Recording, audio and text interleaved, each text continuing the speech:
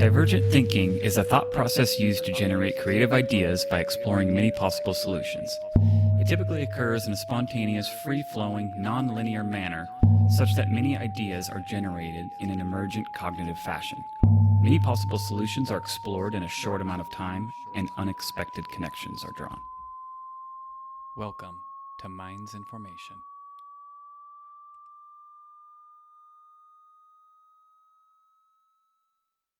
Yeah, here we are. Actually, it was a trick. I brought you down to the basement. I'm going to murder you. Recently, Jory and I went to the Stanley Hotel, and there's been a couple moments where I've joked oh, this is actually where I'm taking you to. You're going to die here.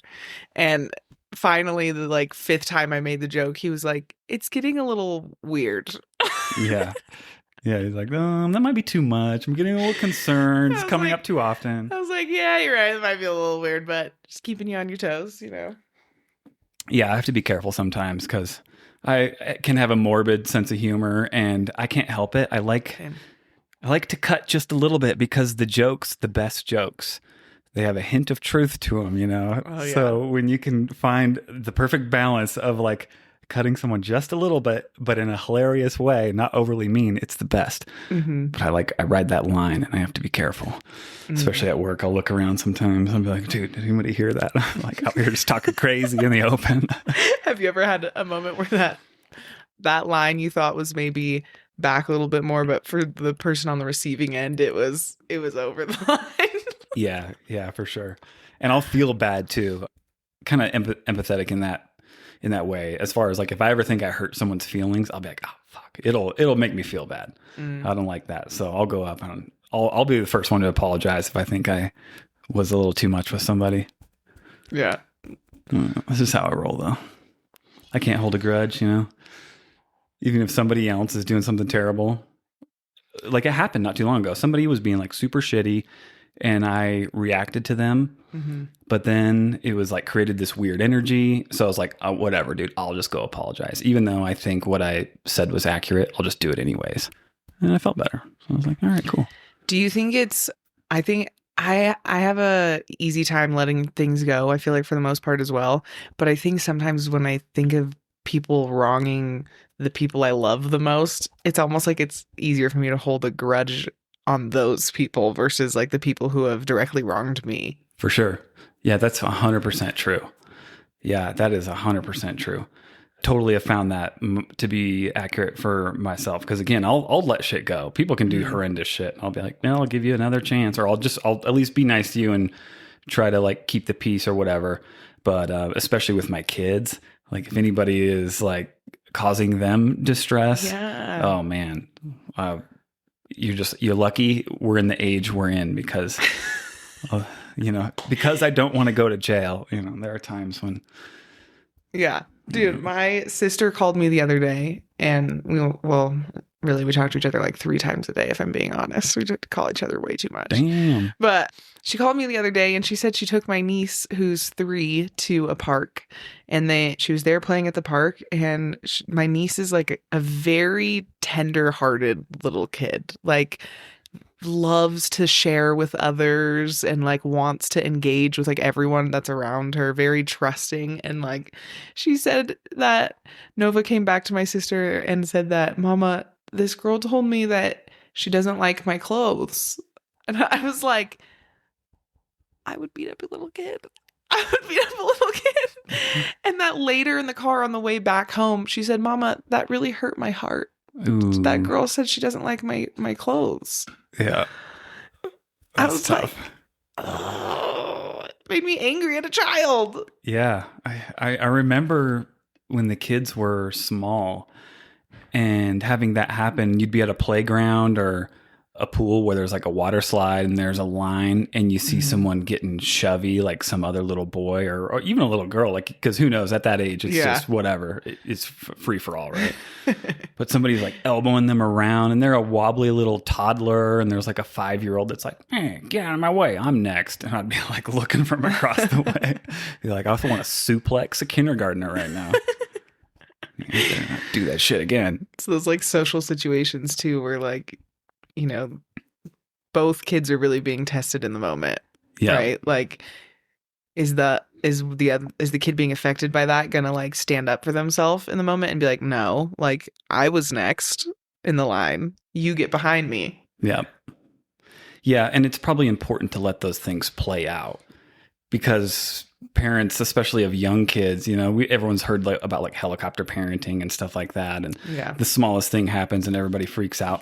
But it's important for little kids to have a certain amount of conflict and learn how to figure it out, right? Like you can't just rush in and interrupt everything. Like they got to figure it out as long as no one's getting their ass beat or anything. Yeah, right? Of course.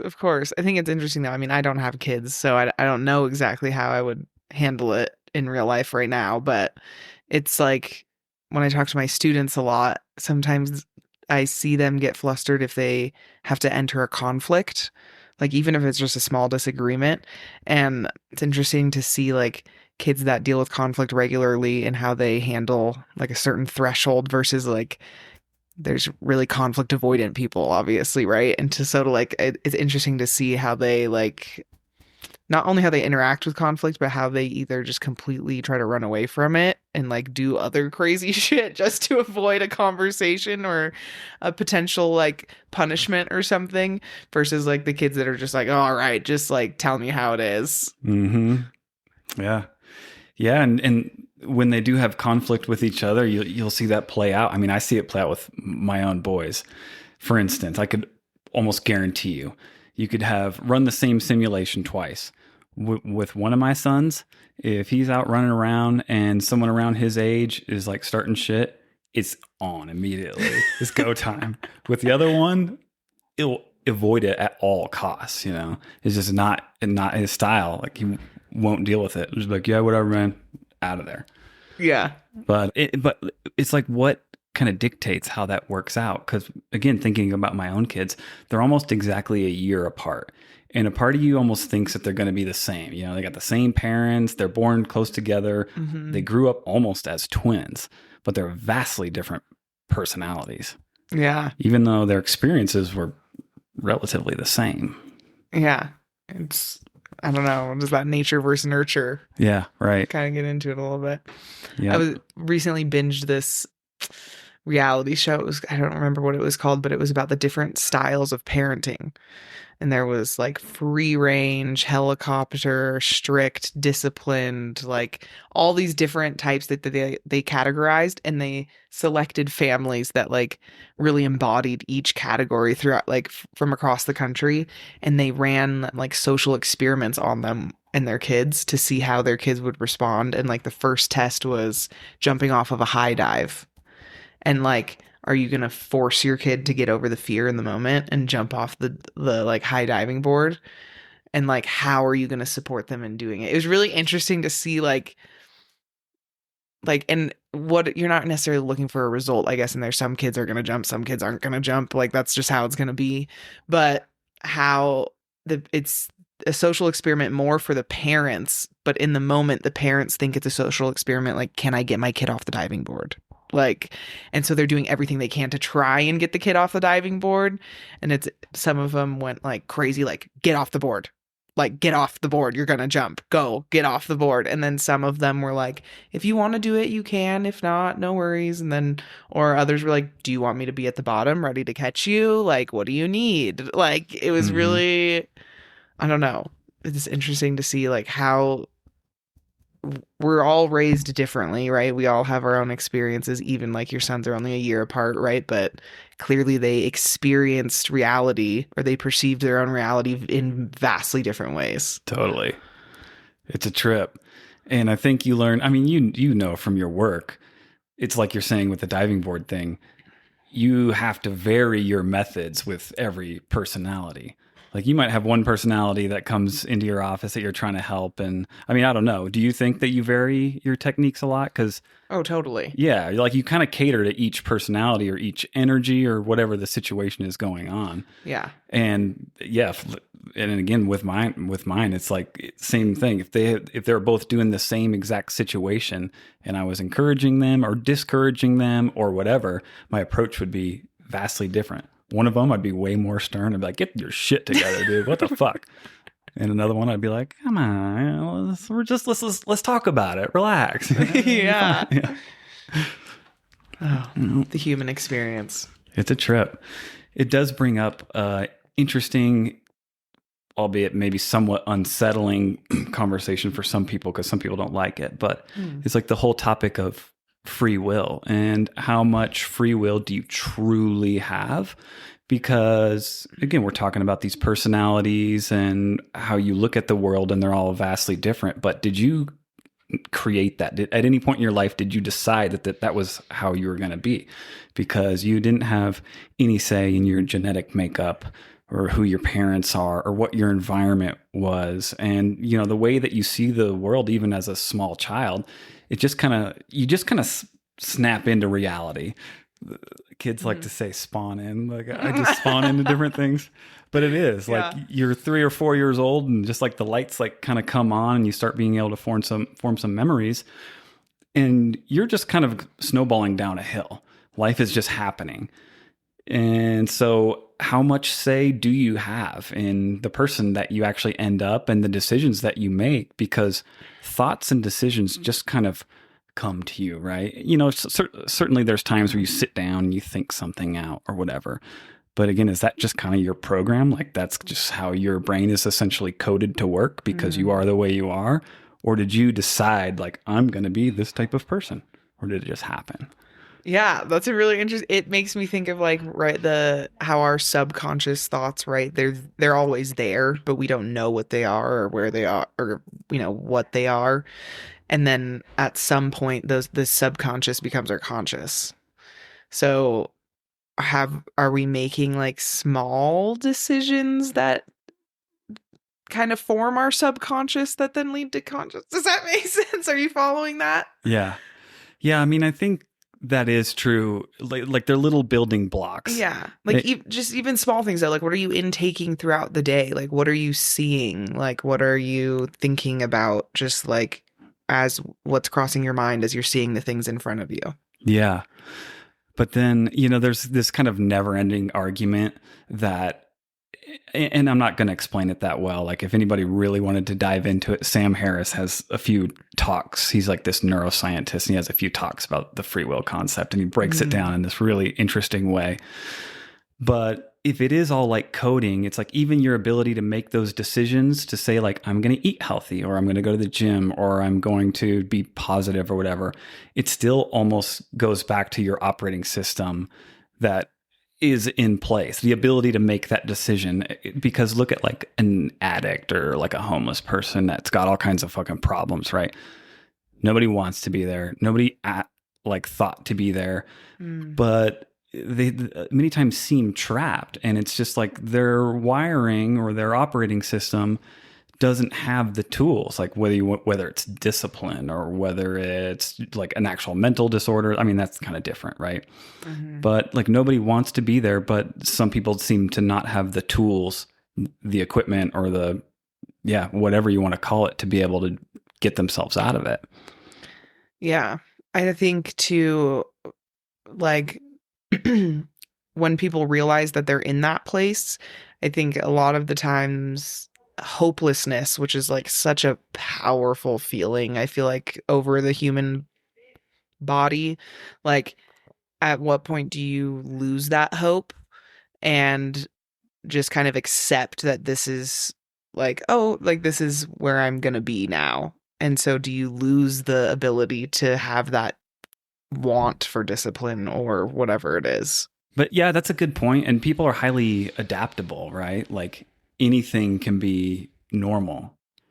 Like it happens all over the world as it is right now. You could be born into vastly different circumstances. Like we have it pretty good here in the West. We're like chilling for the most part. Yeah. But there's other parts of the world that are not like that. But it can still just seem normal because we can normalize almost anything.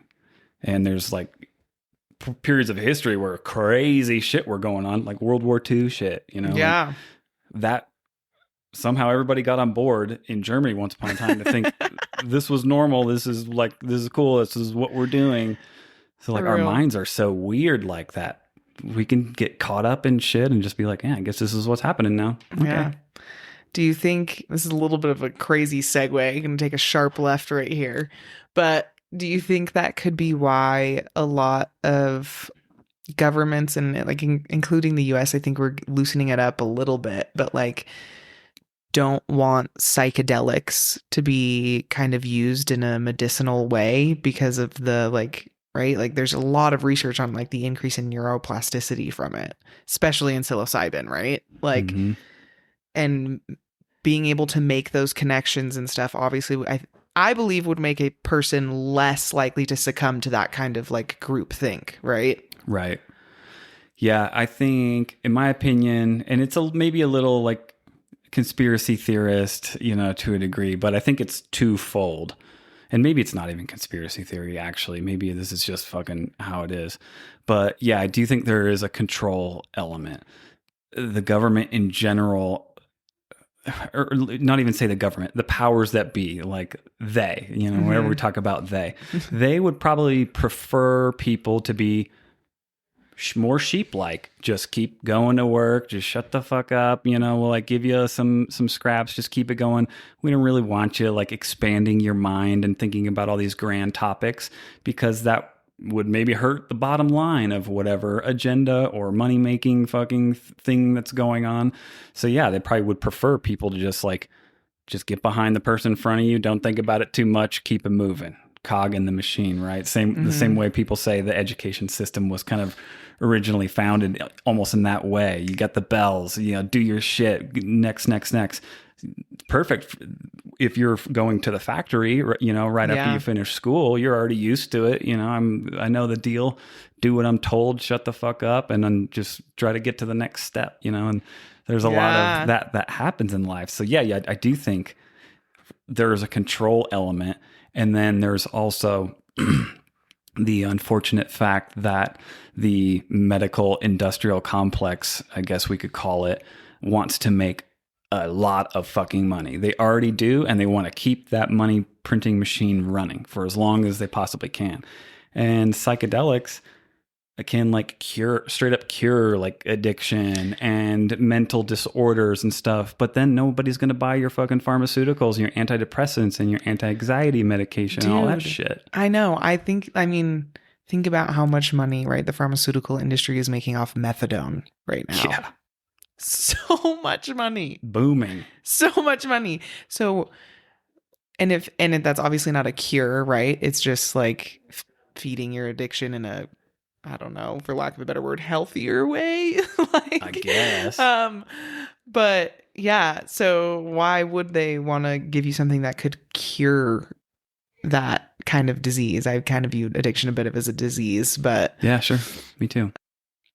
Yeah. So why would we do that? There's some places in the world though, like I'm 90% confident Switzerland is now doing this thing where they had a really bad heroin problem for a while. And so now in Zurich, mostly, I think they're doing this thing now where they're allowing addicts to come get like a pure dose of just straight pure heroin, like at the hospitals, and then let them go function in society. Yeah, I mean, that's a way. It's better than people like shooting up behind a dumpster like outside of a school. Right. I think the thought behind it is let's put the drug dealers out of business. We'll make it affordable and clean. Yeah. And then put them out of business, and hopefully it slowly leaves the country. Yeah. Yeah, it's possible.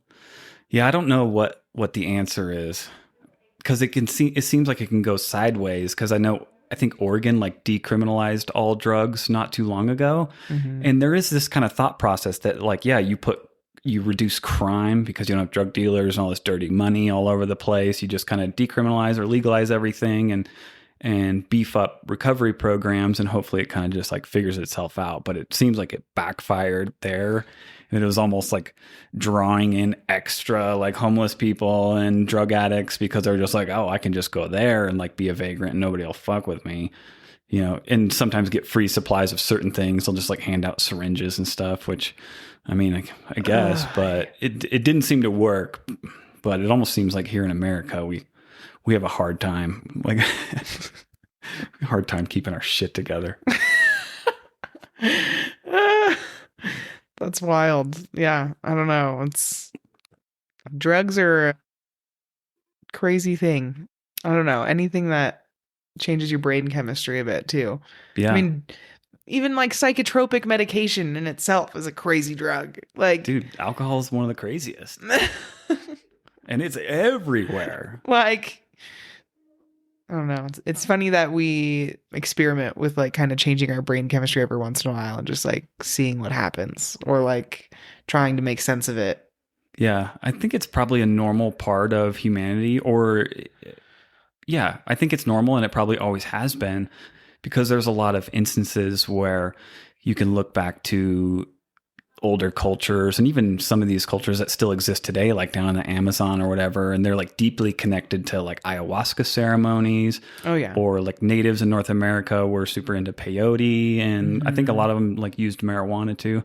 But of course, well, what those are is like medicines that they were using in a ceremonial or coming of age type of way. So they're probably respected. And Yeah. it wasn't like people were just getting fucking ripped and, you know, going to whatever the Indian version of Woodstock was. Or, you know.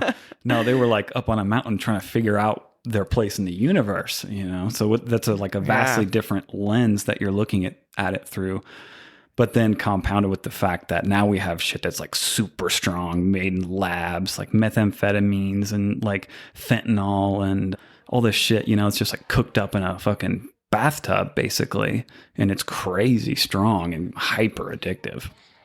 Yeah. So it's like not all drugs or substances are created equal, right? This is true. Yeah. I have been hearing recently there's a little bit more studies of marijuana that above a certain percentage for like the THC is actually contributing to increased levels of anxiety and depression. I don't know if that's ever like a longitudinal like study or like if it was years at a time or if it was just short-term use. I don't know. But that is so interesting to me that just like a different percentage of the same drug could cause a different effect.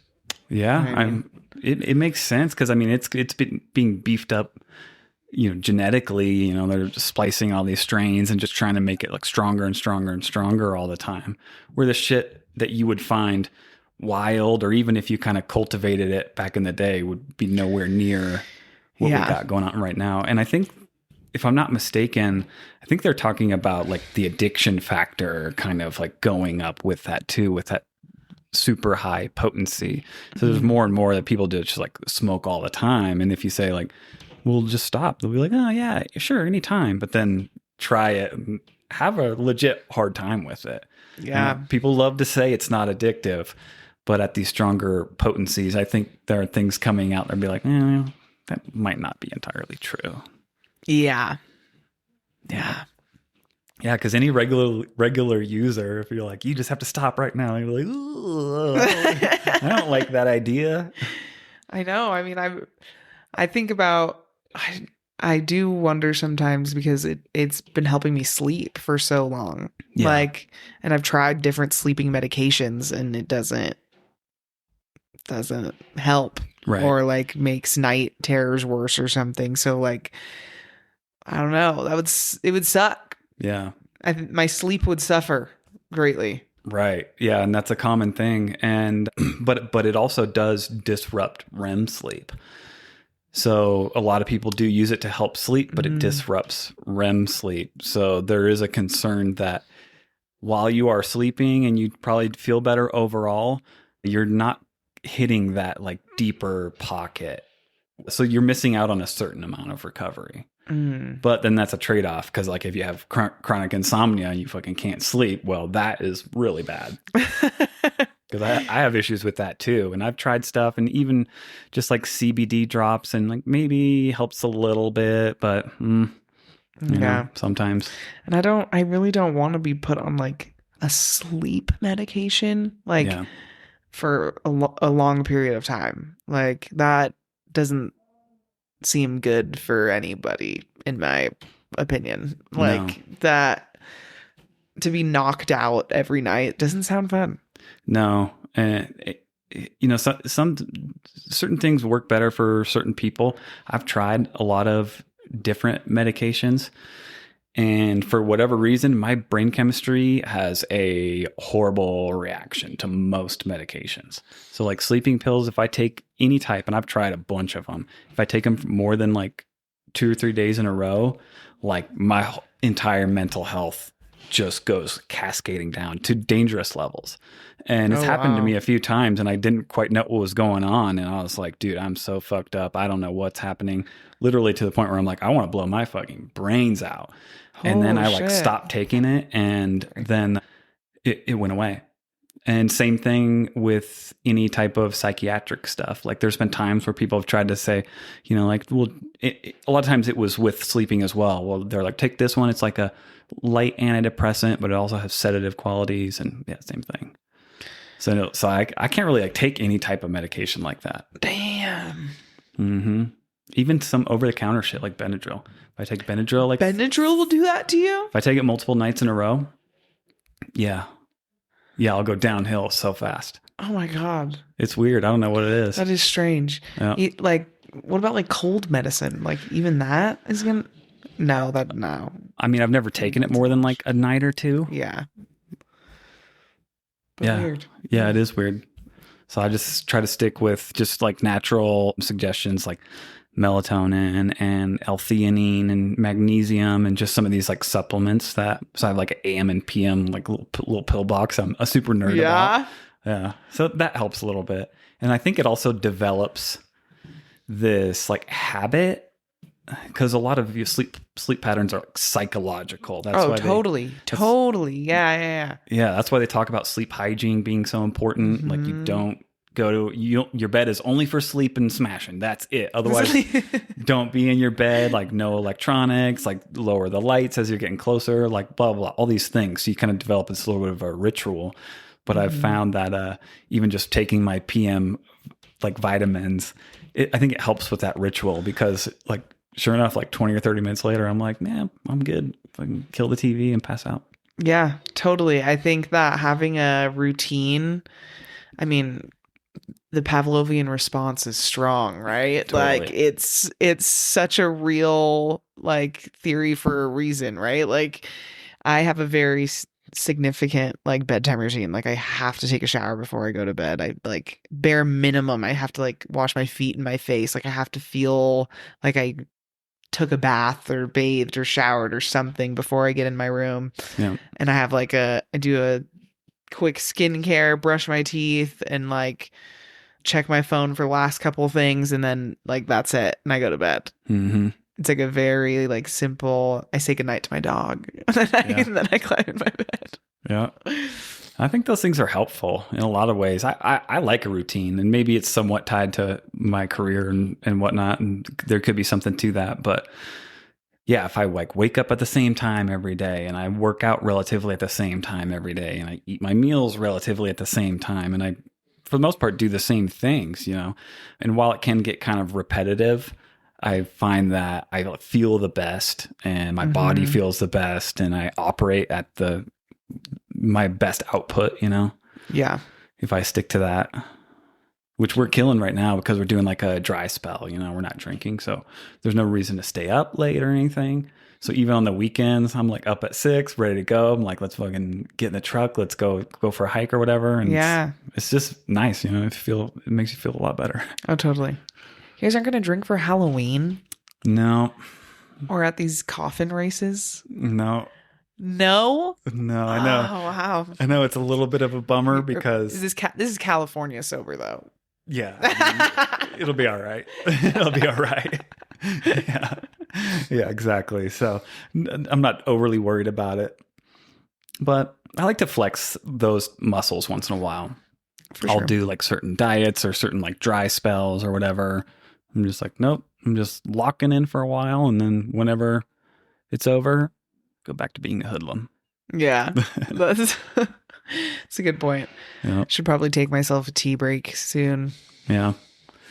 I remember hearing this guy say something that I always thought was kind of a clever way to look at things. And he was like, with anything that you do, like especially with drinking or any substances or anything like that, he's like, you should occasionally take a 30-day break. And if that's really hard for you, that's a total disaster, then you might want to reevaluate your relationship with said substance, whatever that is, And it's just kind of a little bit of a reality check and like a discipline check, and then just a chance to kind of reflect, like, am I doing this too much? Am I abusing this?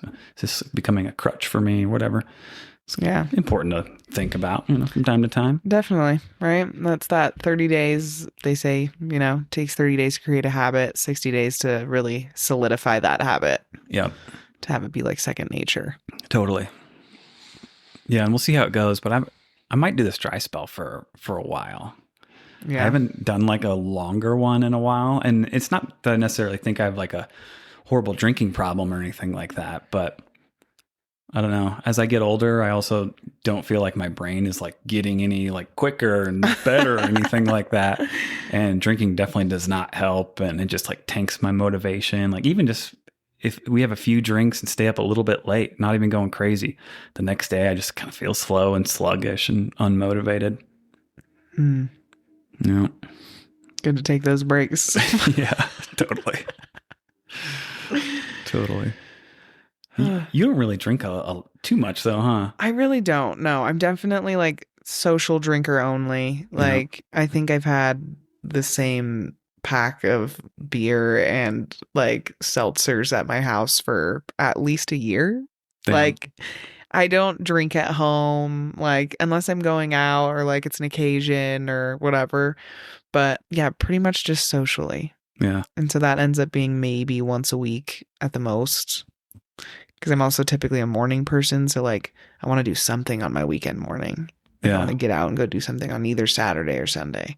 How often do you turn it up? Turn it up and go ham.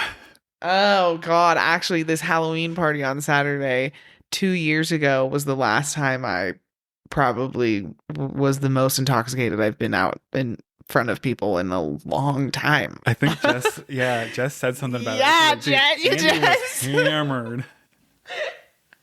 Yeah, I was gone. And that was probably the last time I like turned up like that. Yeah. It's not my favorite. I don't like waking up and being like, did I do something absolutely heinous? I do know that I broke 2 glasses at this person's house. So I feel like this is my like redemption year. I'm bringing plastic cups to, encourage less glass breaking. Damn. That's wild. But yeah, I had accidentally, I was talking with my hands and I was like, I was having a good time. Like I wasn't like, from at least what people were telling me, I wasn't terribly sloppy, but I was having a good time and I was talking with my hands and I accidentally like threw my glass bottle and it shattered and I'm cleaning it up. And as I'm cleaning it up, I stand up like to throw all the glass away. And as I'm standing up, I knock my friend's glass out of her hand and then that one breaks. Just back to back. Yeah. And at that point, I think it was Abby. I think she looked at me and she was like, I'm not helping you. Like, you get that. Yeah. Good luck, dude. It's like, okay, well deserved. Yeah. Had to almost do one of those with Jess the other day. Did we tell you about the golf club? No. I can't remember if we saw you. Golf club. We had a weird day the other day. I think it was just this last Sunday. Well, it was funny and weird. So first we go to the golf course because we're just kind of chilling and we don't have anything to do. We're like, let's go hit some balls because we've been talking about wanting to like learn how to play golf better and golf once in a while because it can be super fun and you get the right crew. You're just out there. You can drink and drive. The drinking and the driving is my favorite part. It's a good time. It could be a good time. But anyways, so we're just at the driving range, just slapping balls, and we're right next to each other. So I hit mine and then I'm like checking it out. Woo, look at that. And I hear her go like, oh, and a part of my brain, like, I was like, no way. She just yeeted her club, dude. And I seriously, no shit, looked up in the air and it looked like it was slow motion. Like my 9-iron was just end over end going foof, foof, foof, foof, just out into the distance. And I was like, holy shit, I've never actually seen somebody do that in real life. It's like a cartoon. That's so good. Yeah. She chucked it that hard? Yeah. It seemed like it was in the air forever. It seemed like it was hovering. Damn. It was crazy. Just pretty strong. I don't doubt it. That thing must have been flying. Yeah. She went for it. She must have swung as hard as she could. Damn. But she's like, what do I do? I was like, well, you got yourself into this situation. So now you have to go make an announcement and ask everyone to stop so you can go get the club. And she's like, oh my God, this is going to be so embarrassing. And I was like, well, I believe in being a gentleman, but this is all you. You got to take care of it on yourself. Oh my God. So she's like, hey guys. And they were all like good sports. Yeah. They were like laughing at her and chuckling. And why golf? Why was golf the sport that you wanted to get better at? Well, I've played before, so I've played off and on throughout my life. I never really got that good at it, and I've always enjoyed it. I thought it was fun. And I could also totally picture myself like getting older and like wanting a sport or a hobby, and that potentially being a good one, which unfortunately is like almost the case right now because I can't even really play volleyball. Really? It hurts my back too much. Okay. Yeah, I've got like a couple discs that are blown out. So I think it's the jumping. I think it's the jumping and the dropping down and doing it repetitively. Like I can jump and I do it in my workouts. I'll do box jumps and stuff. But if I'm just like boom, boom, boom, and maybe a combination of the twisting with the hitting or whatever. Landing off balance on one foot sometimes, that shit. Yeah. Fuck yeah. Yeah, and I try to work on it and, I work out and do all kinds of core stuff and PT and whatnot. But yeah, for whatever reason, that sport like aggravates it real bad. Which sucks because I was getting into it and I was having fun. Yeah. And we would go to King of the Court on Mondays and we'd always go together. And, we'd have our own little community over there that you see every week. And it was really fun. So it's a bummer, unfortunately. Yeah. So golf. Yeah. I'm surprised golf doesn't hurt your back, though. Yeah, that one seems okay. Yeah. So I guess the twisting with that is fine. Yeah. For whatever reason. Yeah. I think I just can't get into golf. Yeah. I can't. It's not for everyone. It's also like so hard and frustrating at first. Like it totally sucks at first. Mm-hmm. I'm really hoping beach volleyball is just my like longevity sport for my life. When did you start playing? I didn't start playing until my sophomore year of high school. Oh, okay. Yeah, I played soccer my whole life. Everyone in my family played soccer. And then I got into high school and I got kind of over it and I went to a bigger school and someone in my life was like, you're really tall. You should go play volleyball. And I was like, okay. And I ended up really liking it and it worked out and kind of, I don't know, brought me to where I am today. That's for damn sure. Like, yeah. It's crazy. Like right now I'm doing a lot of like college applications with my seniors and it's just like had me reflect like what a moment in life that like, really you can go down one path and that's when you start making decisions that will just change your life. Like every choice you make just starts to change your life. Yeah. Yeah. It's like a little example of like the butterfly effect almost thing. Yeah. Like you just decided to go to volleyball tryouts or whatever, and go check it out. And then it became this passion that now you've been doing for like over 10 years or. Yeah. Yeah. Yeah. Over 10 years now. And like has taken me all over the country. Like I've lived in so many different places and I don't know what my life would look like now, honestly, if I hadn't like gone and played volleyball. Yeah. Did you get scholarships in college? I did, yeah. That's pretty impressive to start, like just pick it up in 10th grade and like get good enough to get scholarships, right? That's pretty good. Yeah, I think it was all right. I definitely like I went to, I think where I grew up too, like the competition was so much. Oh, right, because everyone's playing in Long Beach. Huh? Yeah, like both indoor and sand. And like I think the competition kind of it forced you like get good fast or get out. Right. Did you play beach back then or was it just indoor initially? I'd like mess around at the beach with friends, but honestly, I didn't really like start training and like having beach practices and drills and that kind of stuff until college. I was at Long Beach City College and Misty May Trainer was the head coach that year. And she was like, you need to come play beach volleyball. And I was like, beach volleyball is never going to be for me. Like I'm only going to play indoor. Yeah. And so I went and like practiced with like the beach team, but was like pretty set on staying indoor. And I transferred out for indoor, but then ultimately ended up hating it and went beach only and finished college playing beach. Oh, wow. So your college had a beach program. Yes. Oh, Yeah. cool. And you played it the whole time in college, or you For 2 trained? years. Okay. For 2 years. Yep. Indoor first and then swapped over? Mm-hmm. Sick.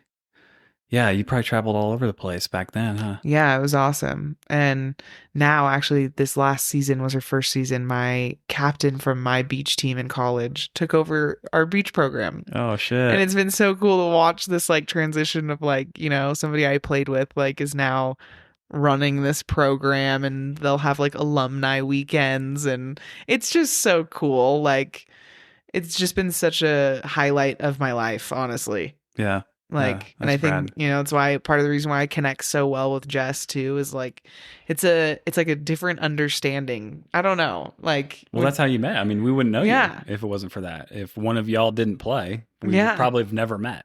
Yeah, You know? totally. I know. It's very serendipitous that Jess and I found each other. Yeah, and you like grew up like just down the street from each I other, basically, know. and yeah, it's pretty wild. We always joke around. I don't know if we told you this before, because sometimes we complain about the social skills. I don't know if that's the right word, or just the social scene in Colorado Springs. Because we're like, people are like, they're all right, whatever. But anytime we meet anyone cool, we're like, they're either from a different country or from California. And the amount of times that it's been true is surprising. When we meet someone, they'll be like really awesome. We'll almost look at each other. They're like overseas or California. And it's been true so many times. It's wild. Oh my God, that is wild. Because it just, people from California are like more outgoing, approachable. Like anytime I go over there, you just walk around on the beach, like you just are talking to people, you're chatting, you're sparking up Yeah. like a random conversation. You'll be riding your bike and some guy will come up on a skateboard and you just start talking about something. You'll be looking at it and be like, hey, what's the waves look like? Blah, blah, blah, or whatever. Yeah, dude. I do miss that a bit, quite a bit. Like, Yeah.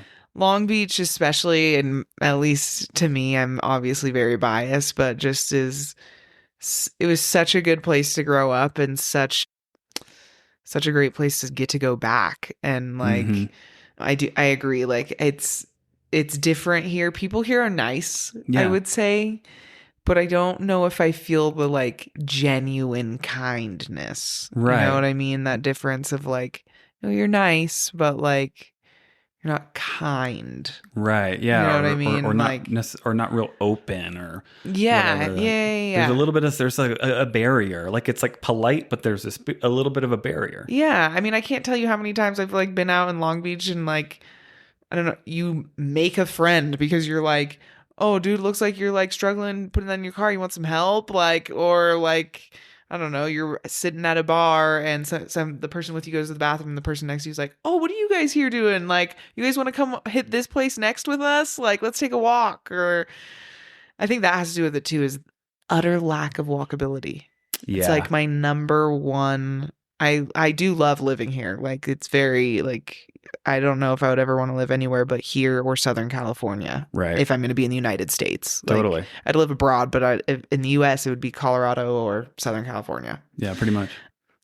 I totally forgot, my brain went away. It Walkability. disappeared. Yeah, the walkability. I Yeah. just miss that. Like, I wish the neighborhoods had more like a local like grocery store or corner store or Yeah. little bar or something. I don't know.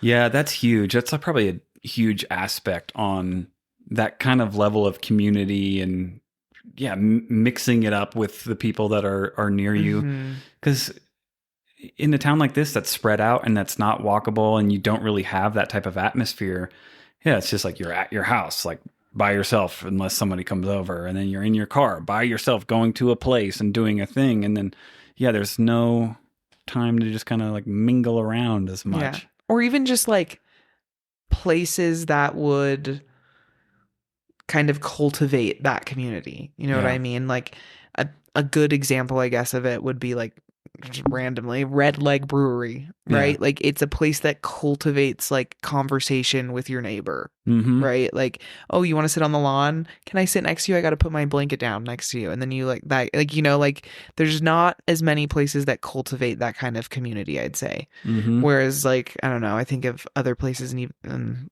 randomly in my brain, I'm thinking of like, I went to Austria a couple years ago and it felt like there was like parks and even like the way the public transit is set up and where the stops were and like all like it just made it so many opportunities to like connect with different parts of their communities. Yeah. Yep. Yeah, it's true. Our shit is just not set up like that here.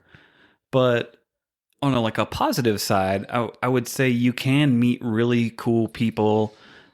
This place is great if you have shared hobbies, right? Like Yes. if you are yes. a snowboarder, right? You'll find other snowboarders, or if you decided you wanted to pick up Yes. rock climbing, you'd find some rock climbing crew, or and then you'd be like, oh shit, these guys are the best, like you guys with volleyball. Mm-hmm. But it's like almost like you need that kind of shared interest here, because people do have all these amazing hobbies that they like to do in the mountains, like mountain Yeah. biking, climbing, and kayaking, and fishing, or whatever, all this shit. Yeah. So whatever your thing is, you kind of gotta go for it that way, or maybe just meet cool ass people on the trail. Because I mean that happens sometimes too. Yeah, I totally agree. I think, yeah, I eat my words a little bit when I think about especially like the hobby stuff, like the snowboarding. Every time I go snowboarding, I sit down on a lift and I spark a fun conversation at some point, like maybe 80% of the time it's like, oh, where are you from? How many runs have you done today? Okay, bye. Like, don't fall, or Right. I might fall. I'm buzzed. Like, just FYI, get off fast. Like, that's Yeah. the conversation 80% of the time. Yeah. But there's that 20% of the time that I would definitely say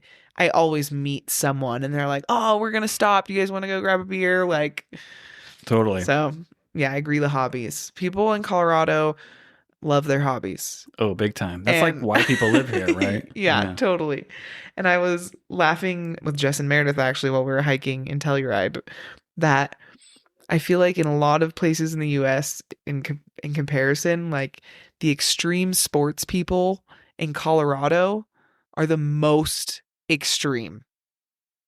The most extreme. Yeah. Maybe other than like surfing, but like of all other sports, Colorado extreme people are like the most extreme. Yeah, because and some people are like double, triple, quadruple tapping some of these things. They're like, I do fucking whitewater kayaking, and then I do like fucking rock climbing up crazy ass cliffs, and then like snowboarding or skiing extreme terrain. Yeah. So there's some people that are just doing this shit all year long, Mm-hmm. which is wild. Yeah. I mean, I love the videos of people like crushing it and hitting crazy ass terrain, but I also know I don't think that's ever gonna be me. Yeah, I'm good on that. I need to live. Yeah, I'll be chilling. I'd like to do some backcountry stuff, but it's sick to watch. Some of these drop-ins, people just fucking drop off a cliff and they're just like flying. Yeah, I'm like, dude, you got humans are dope, man. Oh yeah, humans are fucking dope. They are. They are. Yeah. Can also be extremely horrible, but there's mostly always two sides to any extreme, but totally. I think for the most part, I don't know. People at least we have the capacity to be really, really extreme in great ways. Yeah, and I think I'm pretty optimistic. I always play devil's advocate, but overall, I'm pretty optimistic, and I think most people are good and most people are cool. Yeah, and if you give most people a chance, they'll be great. And I found that to be true almost anywhere in the world. There's a few bad apples, but I don't know. People like to fearmonger a bit too much, especially if you watch the news or spend too much time on social media. They're like, oh, everything's fucked up. It's horrible. It's like crisis 24/7. Yeah. But when all actuality, if you don't worry too much about that and just go snowboarding and play volleyball and go hiking and meet cool people around and enjoy yourself, like, life is really good. Yeah. And most people are pretty awesome. I was listening to a podcast show recently and they were talking about how our brains at this day and age, like this is like the first time in really like human experience ever, like we are seeing and being exposed to like all of the bad that happens in the world. Right. And like this is the first couple generations of humans that are like intaking that much negativity, and like, not to say we should be like blissfully ignorant all the time, right? But like, at what point do you enjoy what you have in life? Yeah. And not just wallow in all of the shit that's happening? Yeah. Because there's always going to be shit happening, right? Yeah, but we're not meant to be like exposed to it, like you said. No, yeah. It's going to rewire us. Yeah, totally. And it probably make people value life like less, and they'll look at things so pessimistically and yeah, think that everything sucks all the time and everyone's a child molester and everyone's a murderer and everyone is fucking horrible or Yeah. if you're on over there, you're a bad guy, blah blah blah or whatever, and it's crazy. It shouldn't be like that because yeah, if you killed that switch, like just turned the internet off or we reversed back to it's like 1980, most people would never see something like an execution. They'd never hear like all these horrible stories from all around the world or whatever. And again, it's not that ignorance is bliss, but you're not supposed to be involved in all of it. I agree. Yeah. I think there's like, having knowledge of what's going on in the world is okay, but to be exposed to all of it all the time consistently, I don't see that going well for our brains soon. No, but we're still in this process of trying to figure out how we handle these things in a healthy manner, and it's like everyone kind of knows spending too much time on your phone or whatever is not good for you, but it's hard not to sometimes. And then you see even people with little kids, and as soon as these kids are like running around, they like have a tablet in their hand or a little phone they're playing on, and it's just like so pervasive. It's everywhere. And yeah, we haven't quite figured out how to, as a collective, how to have balance with that. Yeah. I think that'll take a while. Yeah. It'll take some time as we continuously grow with kind of becoming one with technology more and more. So. Yeah. It's going to be a trip, or we'll just become cyborgs and they'll just put the phone in your head and you'll just be like, oh, Jesus. Just on the internet 24/7. God, I hope not. I hope not. It's going to be wild. We'll see what the future holds. Yeah, we'll see. But for now, we should go see what these tacos hold.